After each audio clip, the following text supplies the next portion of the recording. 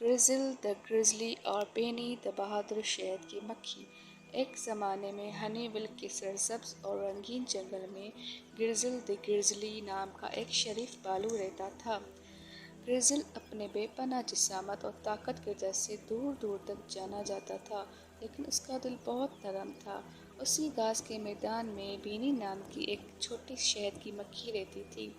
बीनी छोटी थी लेकिन बहुत हिम्मत वाली थी। उसे अपनी जिम्मेदारी का एहसास था। वो छत्ते में सबसे ज़्यादा मेहनती थी। एक सुबह जब ग्रिज़ल घास के मैदान में टहल रहा था, उसने बीनी की शहद की मक्खियों से आने वाली खुशबू की एक झलक पकड़ ली। खुशबू इतनी दिलकश थी कि ग्रिज़ल का पेट भूख से गुड़गुड़ा रहा था। लजीज शहद का सोचकर उसके मुंह में पानी आ गया। ग्रिज़ल छत्ते के करीब आया और बीनी ने करीब आते भालू को देख लिया था और उसने उससे बात करने का सोचा। बीनी ने ग्रिज़ल को आवाज़ दी और कहा, हेलो मिस्टर ग्रिज़ल, मैं आपकी क्या मदद कर सकती हूँ?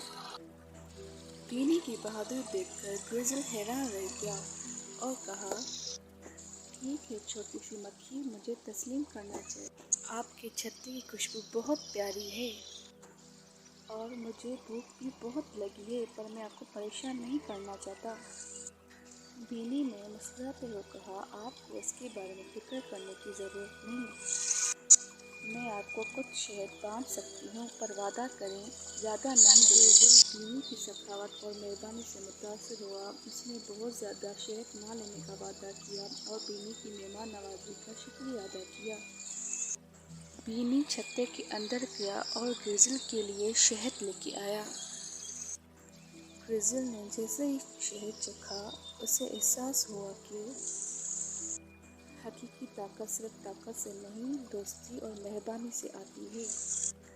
इसी तरह बीनी और ग्रिज़ली दोनों अच्छे दोस्त बन गए।